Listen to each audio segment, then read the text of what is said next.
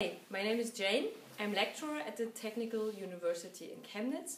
I'm teaching Siddharth now for about 1 year approximately, and I know him as a very deep-thinking, thoroughly young man.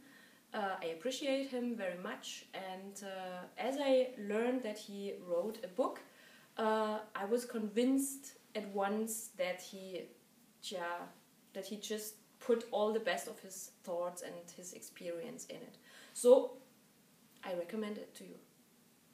Mein Name ist Jane, ich bin Dozentin an der Technischen Universität in Chemnitz. Ich unterrichte Siddharth jetzt, also den Autoren, schon ungefähr 1 Jahr.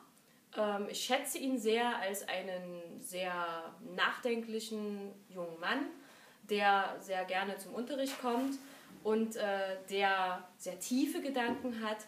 Als ich gehört habe, dass er ein Buch geschrieben hat, nämlich dieses hier, war mir sofort klar, das kann nur ein sehr tiefes, philosophisches und sehr hilfreiches Buch sein.